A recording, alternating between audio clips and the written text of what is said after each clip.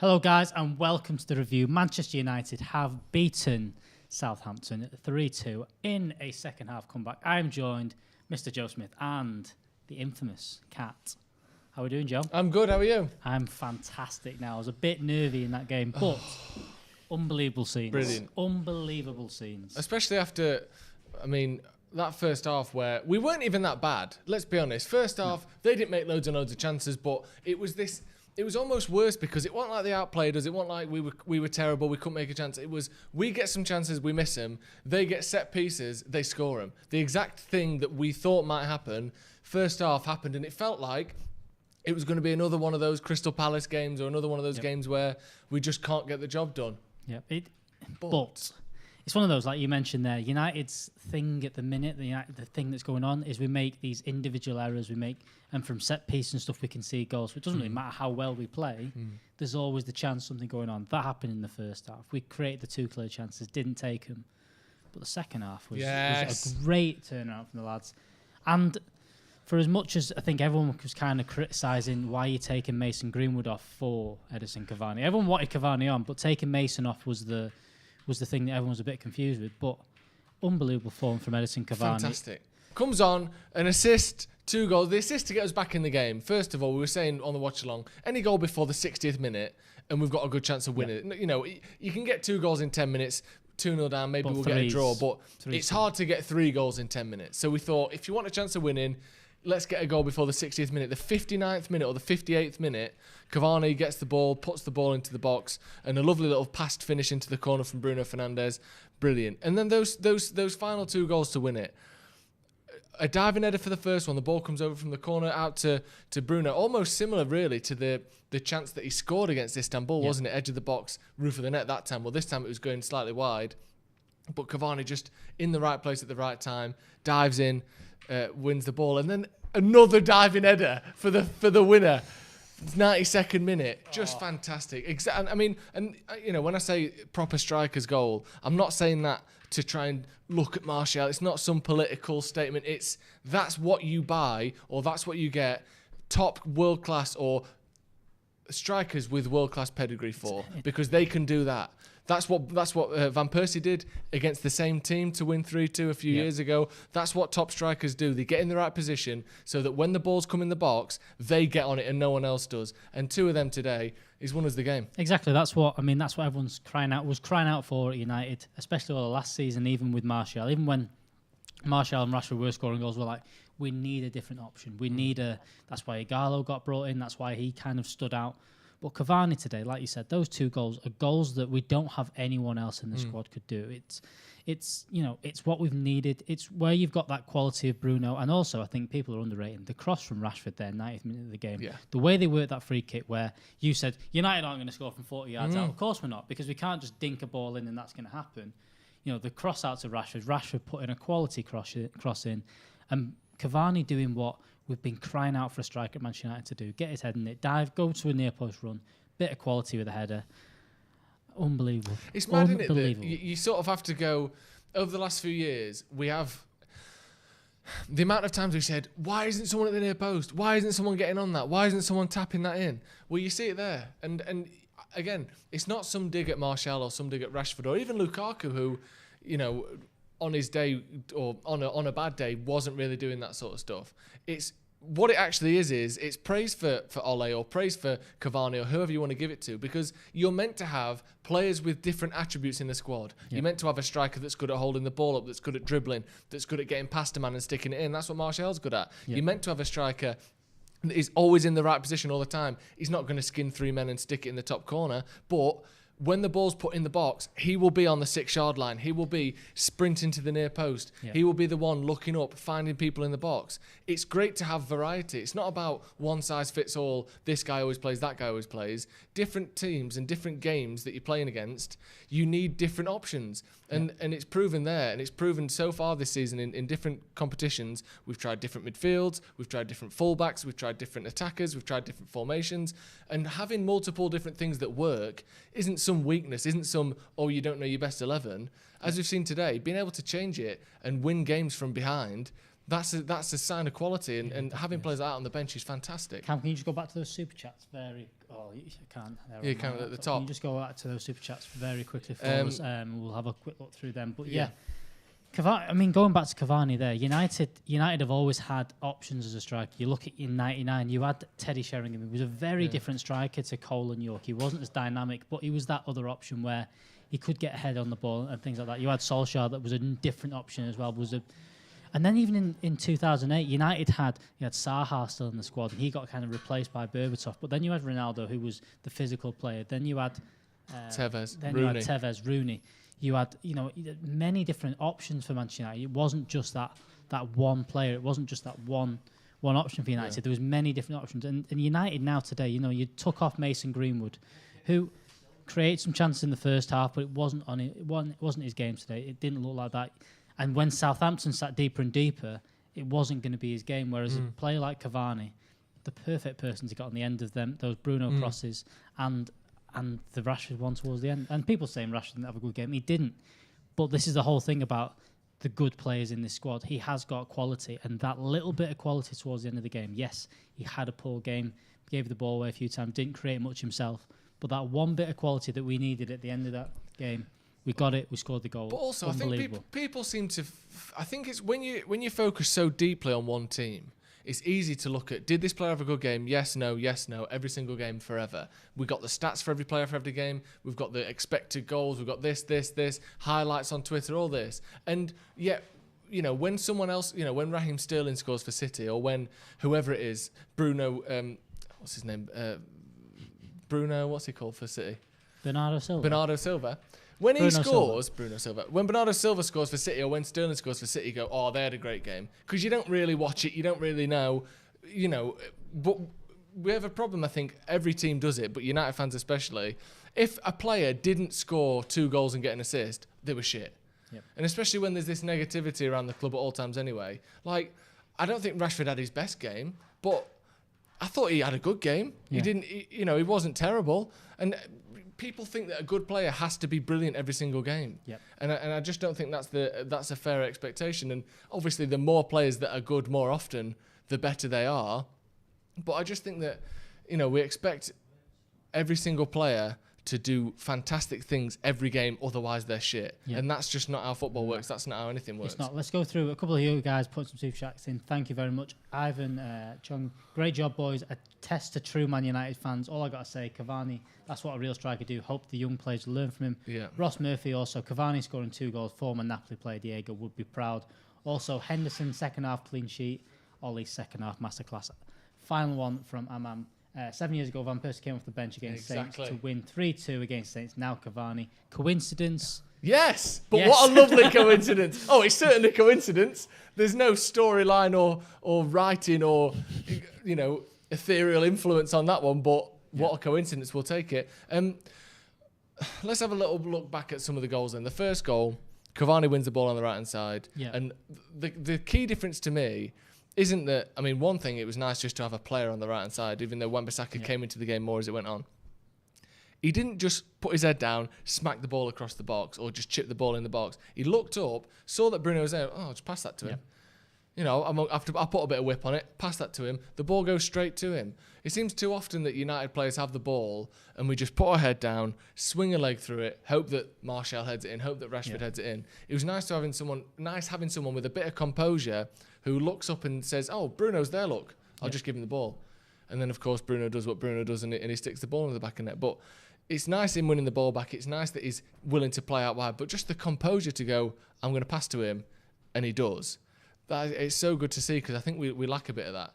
It's the balance just of having Cavani. Steve mentioned it in commentary in the watch-along that Cavani drifted out to the right and got played out on the right for PSG for a lot of his career. When they had Neymar there on the left and you had Zlatan there, he was the only way he could fit those into the system. So I could see Cavani kind of not being a right winger, but sort of drifting towards that side. It allows almost Rashford and Martial to both kind of drift towards the left and does not look as bad as we have done where you've not got someone occupying that space. Just by doing that, it creates options. And you saw the goals in midweek where Cavani was, Cavani didn't score in midweek, but the first corner that Tellez took, it was Cavani challenging for the ball, that creates the confusion that then Bruno steps on and scores the goal. The second goal was that Cavani was challenging another Tellez cross. The keeper then drops it and we score. And it's an option that we just don't have in any other player apart from Cavani. And I think that he's going to not only hopefully provide some assists. Oh, how good was that? I mean, Sorry to headers, just interrupt, but that was good. Those two headers is just so good. Love it. Two diving headers. Do you know when Falcao came to United and I spent roughly 6 weeks watching YouTube highlights of him back to back, like he's the best header of the ball in the world, and he never really did it at United. Those two headers where Bruno hit that ball hard. I don't think was it a cross? I think it was a shot. It was a cross come shot. It was a shot.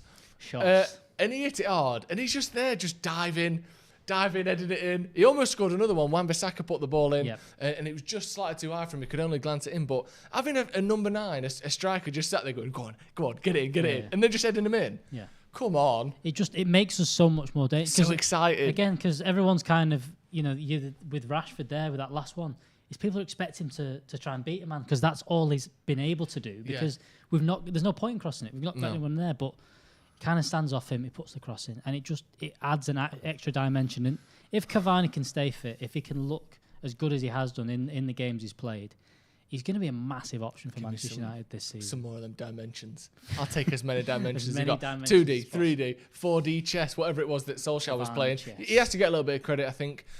First half, United looked okay, but like we said, predictably going 2 goals down, or, I wouldn't have said I predicted us to go 2-0 down, but predictably struggling from set pieces. Yep. Then half-time, which Ole's often criticised for taking too long on his subs. Why has this person only got this time? Only 8 minutes for this guy. How's he going to change the game? At half-time, he takes Greenwood off, he puts Cavani on. He's got to get some credit for that, surely. He does as well, because I think it was more of a risk at the same time. It wasn't just, we need to bring on Cavani. He had to burn a sub that he wasn't planning on doing. Even and especially in this game where you had to change the game, losing David De Gea and having to bring on Dean Henderson meant that you couldn't. Even if we did, if we managed to score those 3 goals earlier, you couldn't have brought on a defender because we've not got the subs to do that. And especially, taking that gamble, doing that, changing that game, fantastic from Ole, making the risk. Nothing's could have worked out bad where maybe we conceded some more goals and we can't change it, but it didn't. It paid off. The gamble paid off. Cavani scored the goals.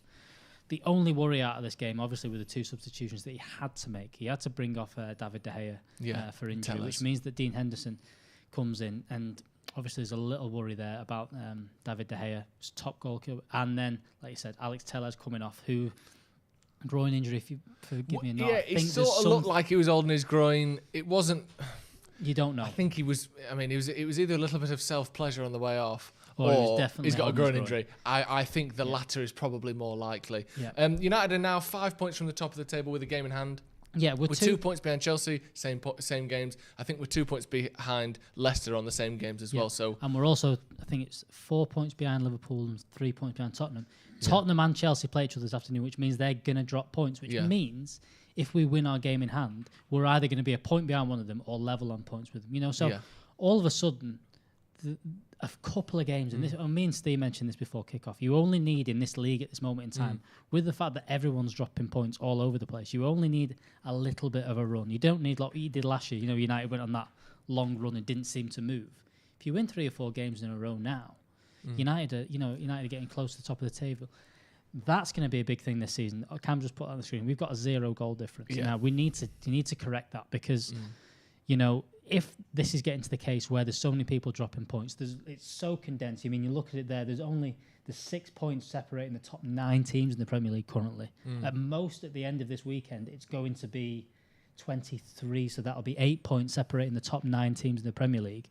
It's going to be close, and United need to get the goal difference back because otherwise.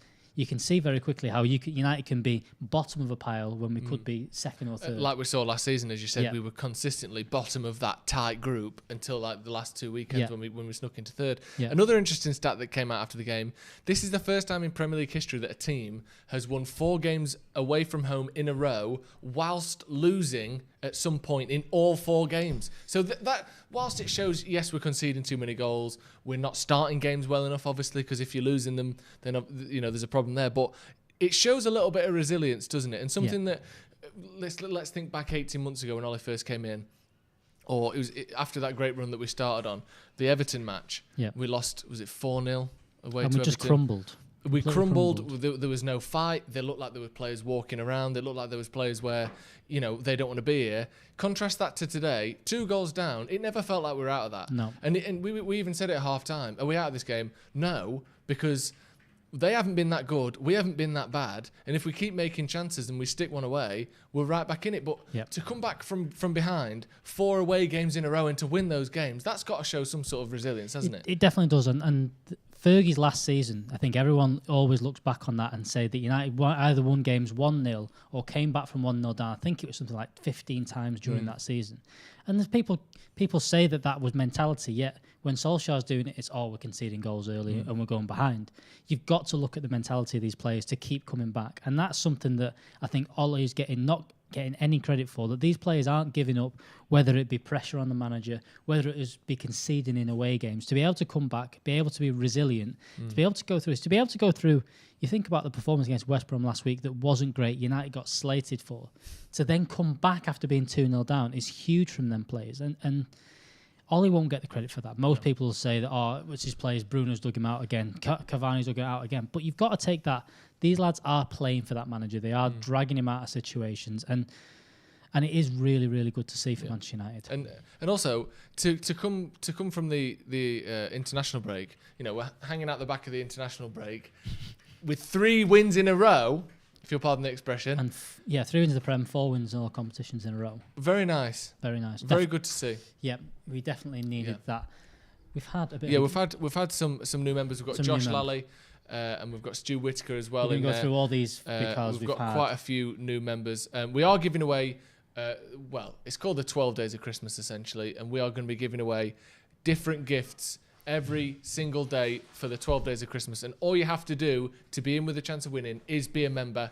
We will then select one of the members and for before each the 12 Days of Christmas. The prizes, with the prizes culminating in a PlayStation 5. Full details will be out tomorrow on Howson's Brew, live at 4 p.m. on Stretford Paddock. So if you want to know the full details, you want to know exactly what some more of the prizes are going to be, make sure you watch Howson's Brew tomorrow. But if you've been with a chance, subscribe. If Callum changes the camera right now, because of your generosity today in joining, this guy's getting delivered as well, with a lovely little picture of Joe not being very happy with the fact that the late night live cat is going. But he will be in the post as one of our members after today. But 12 Days of Christmas, more details out tomorrow. Also, we're doing another giveaway as well. These t-shirts are available to be given away if you leave us a 5-star review on iTunes. So head over there now, or do it. And if you listen to it on Google, if you listen to it on Spotify, make sure you share it on any of those social medias. Tag us in it so we can find it. Tag me in it as well so I can actually go and find it, because it makes my job a lot easier. So tag us in social media, show that you're sharing the podcast, and we'll be giving away some Rashford shirts, some Bruno shirts, whatever you guys want. So make sure you are doing that. Connor Allen in the comments saying Manchester United have won 8 consecutive away games in the league for the first time in their history. Very nice. Very good, isn't it? A lot of people singing 4 Cantonars, 3 Cantonars, 2 Cantonars in the comments as well. I think Christmas is almost here now, isn't it? It feels like it. Yeah, definitely. Tellers should be taking corners from both sides. Shahal Ahmed in the comments there. I don't know, because it's clear that United like an outswinger, isn't it? Yeah, and I think Tellers is good at it, but... It's something they definitely work on. I think I saw it with England as well. England take outswinging corners. I don't get it. I think in-swinging corners work better, but... The one thing with Tellers, if he takes the corners on the right, he's then got to track back to left back if the transition happens, which kind of throws everything. So I think maybe that's a little bit to why he's only taking corners on the left. But, the quality of Bruno's delivery is good. I think we'll really it'd be bad if we miss out on Tellers, because I think he's added an extra dimension. And also seeing Cavani hit a little bit of form, seeing Cavani start to bed himself in as a Manchester United player, I think he's going to start more games. And I think if you don't have Tellers in that team, I think it lacks a bit of dimension in terms of getting crosses in, because I think he's been brilliant so far since he's come in. Yeah, he has. Give the video a like if you're happy that Manchester United have come from 2 goals down to beat Southampton 3-2 away. It required a massive performance. We mentioned it a little bit before, but we're seeing on the screen here the build-up to Chelsea versus Tottenham, which is obviously a massive game for them, but for United as well. Chelsea have been maybe the worrying one for me, because they have nicely brought in some of their new signings. Werner and those sorts of players. Havertz maybe being the only one who I would say hasn't really hit the ground running, particularly compared to some of the others. But then Tottenham have got the Jose thing going on, which again links to United a little bit. Which one of those two teams are you more worried about? Do you think either of those can really put a title challenge in, or do you think they're just going to be sort of almost roadblocks, traffic for United trying to get top 4? I think that there's a bit of both there. I'm worried about them both in both kind of scenarios, and the fact that Chelsea have such a good deep squad right now. So many players that even people are saying, same thing about Ole, about you don't quite know how good of a manager Lampard and Ole Gunnar Solskjaer really are yet, with them being so young in their career.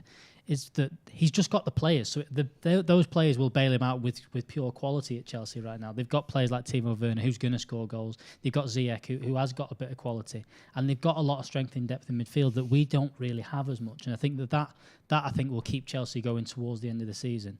And the thing with Tottenham is that Jose Mourinho there.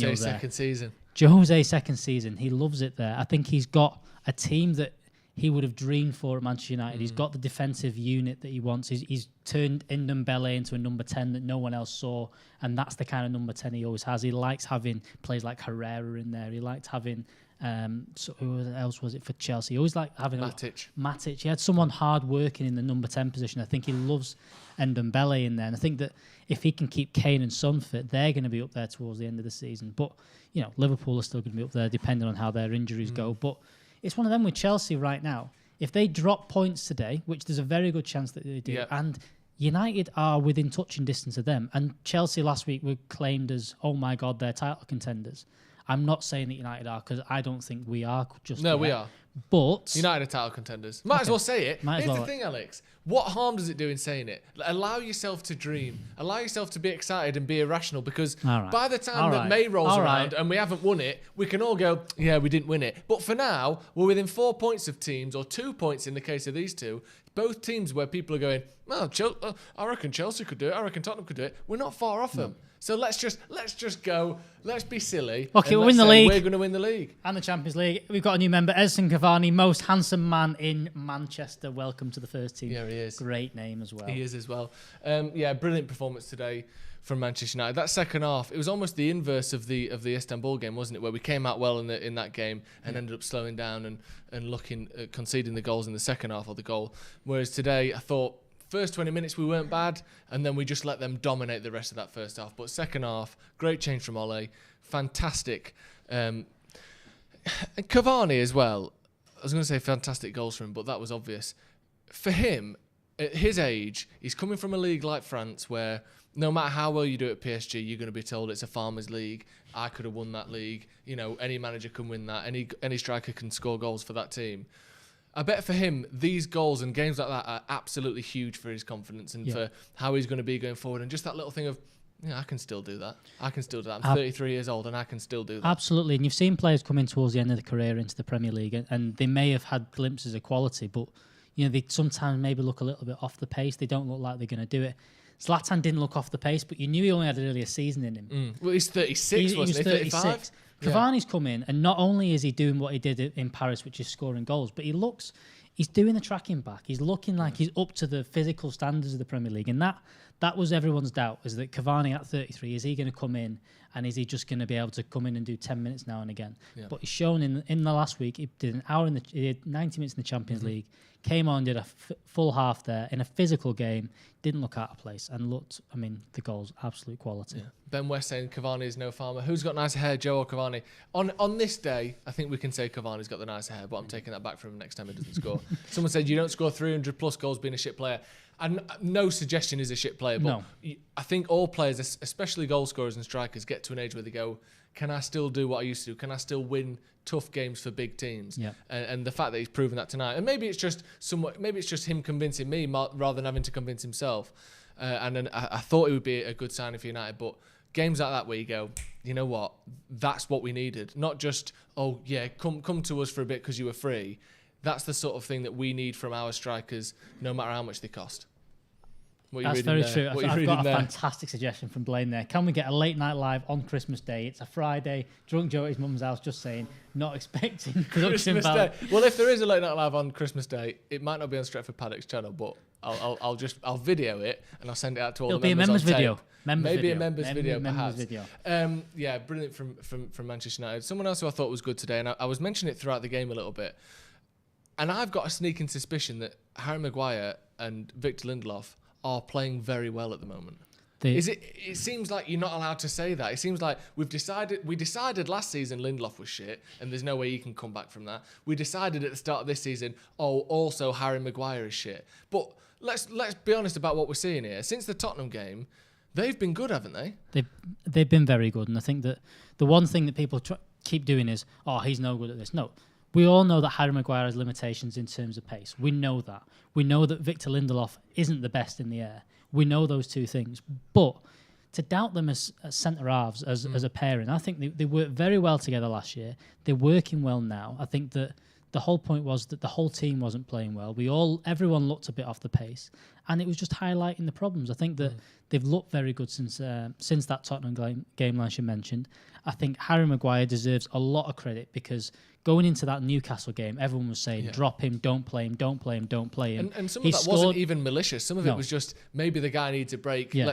But not just that. He scored some goals, put in some fantastic performances. And, United conceded 2 goals today, but that's no fault of the defence. I think we do need to improve at corners. I think there's something there. Adding someone like Cavani in there will help because it's an extra body to win a header, which we've not had from the forward line. He won a couple from corners he did, as well. And the other thing is the first goal today was Marcus Rashford not tracking back, not staying with his man. And I wouldn't expect Marcus Rashford to do that. But if you've got Cavani in there who can do that job, or Cavani being... I always remember Drogba at Chelsea used to defend by just being a free man. Post all the time. He just used to be the free man. All your job is go and attack that ball. Having someone like Cavani in there will help massively to that.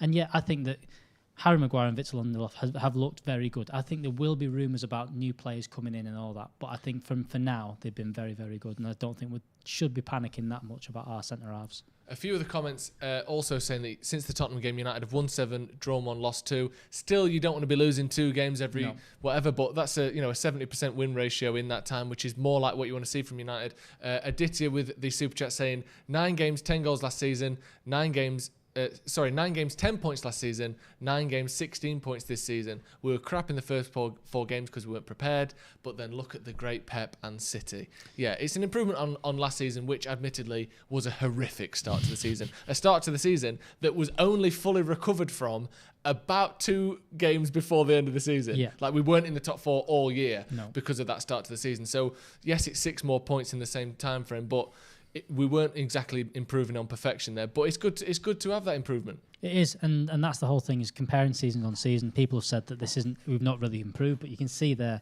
I've got 6 more points than last season. The other thing is we've got better players. You look at the players that were playing last season. You had, no defence to McTominay, but McTominay, Fred, Lingard, Pereira were 4 players that were starting. Ashley Young, 5 players there that were starting a lot of games last season.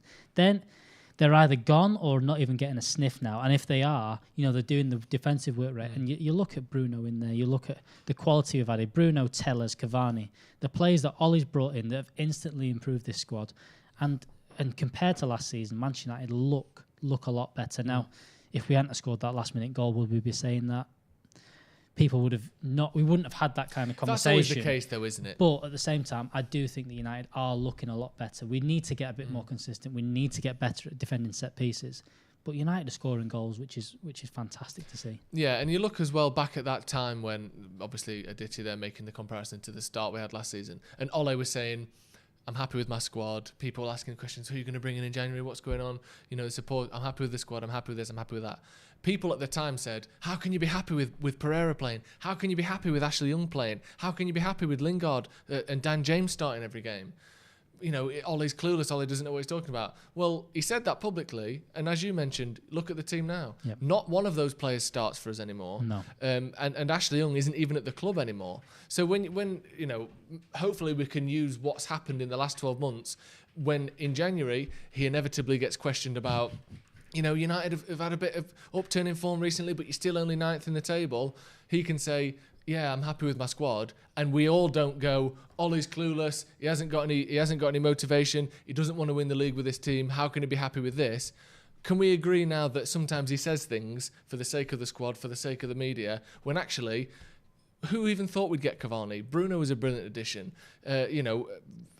Tellez, all sorts of players who have come in, who you go, they are better than everyone they've replaced, and yet Solskjaer said he was happy with them lot. Yeah, exactly, and that's what I mean. Me and Steve kind of talked about it a little bit. The comments around transfers will always be the case, and in January there's going to be more of those where he says, "I'm happy, things are," but you'll see what happens. I think he's going to potentially loan out a few players. He's constantly going to be looking.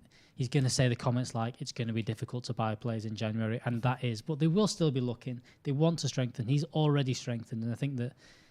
I mean, the team in itself looked better. I saw a comment there, you can't put Fred in with that mix. And I'm not saying Fred is, but Fred was being asked to be one of our creators when you've got Lingard and Pereira around you. Fred is very good when he's a worker, but you can't rely on Fred to be doing things. And I think that's where buying better players elevates the players around you, and that's what's happened by bringing Bruno in, by getting Matic back into the squad as well, and things like that, and having Tellez in there, having Van der Beek in there.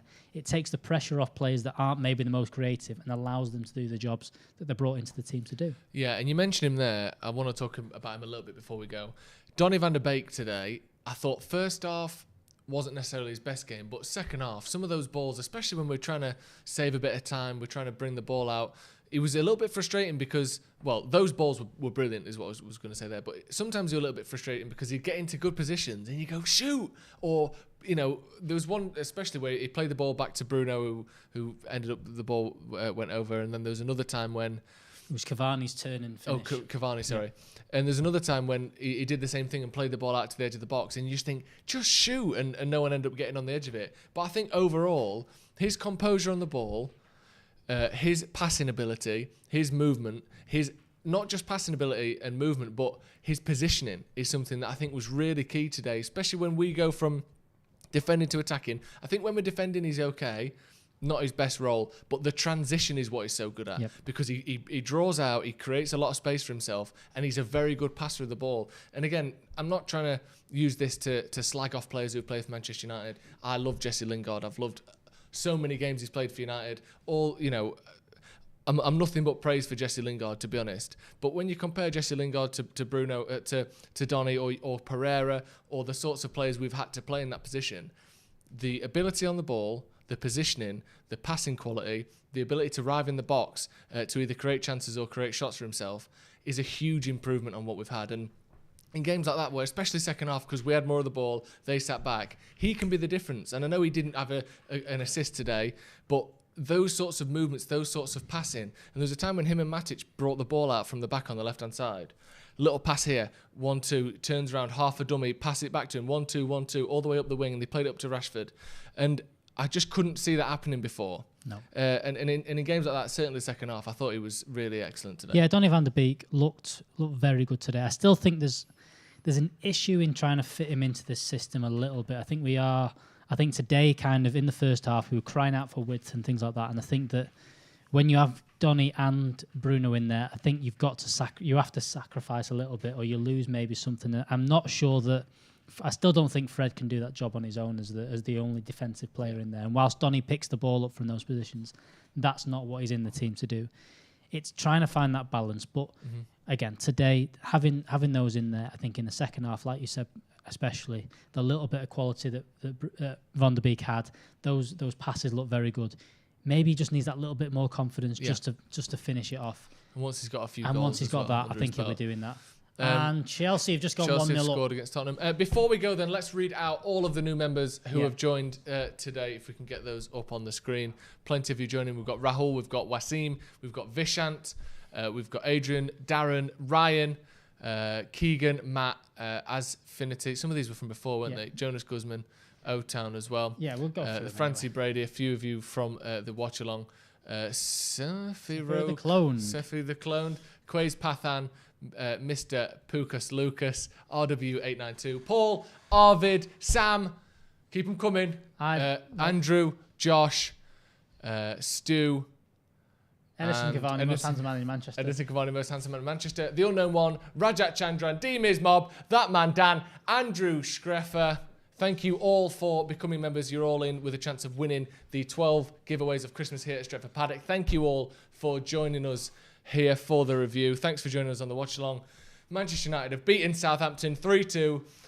Edison Cavani changed the game. A goal, well, 2 goals and an assist for the Uruguayan sensation. Chelsea goal disallowed, even better. Chelsea goal has been disallowed. Hopefully we get a draw there. But Manchester United have come from behind to beat Southampton 3-2. Thank you everyone at home for joining us. We're going to be back with fan cams, Steve's review, and Adam McCullough's review will be up on the channel tonight as well. Thank you for joining me, Alex.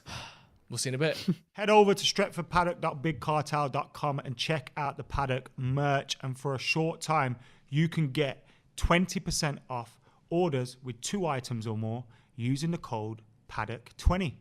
Go get on it.